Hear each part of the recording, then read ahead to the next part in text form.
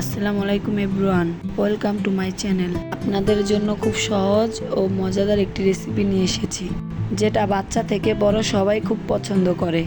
বড় সাইজের 2টা আম আটি থেকে ছাড়িয়ে ব্লেন্ডার জারে 1.5 কাপ পরিমাণ পানি দিয়ে ব্লেন্ড করে নিলাম।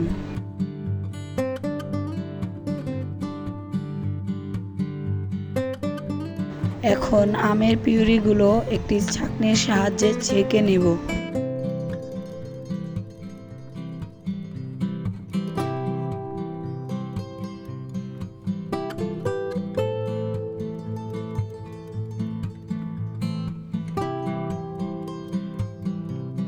ছেঁকে নেওয়া আমের পিউরির মধ্যে 1 কাপ চিনি, 2 টেবিল চামচ আগার আগার পাউডার দিয়ে ভালোভাবে মিশিয়ে নেব।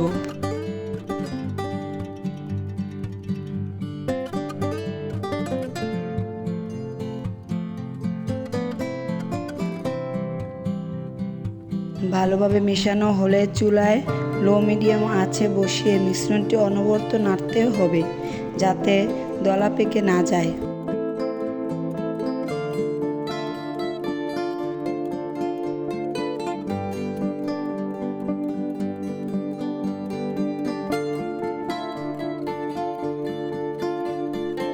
যখন মিশ্রণটি ঘন হয়ে যাবে, এ পর্যায়ে লেবু দিয়ে জাল করে নিতে হবে। মনে রাখবেন, মিশ্রণটি কিন্তু অনবরত নাড়তে থাকতে হবে, না হলে নিচে লেগে যেতে পারে। দেখতেই পাচ্ছেন জেলটি কতটা পারফেক্ট হয়েছে। এ পর্যায়ে আমি চুলা থেকে নামিয়ে একটা বাটিতে পরিবেশন করব।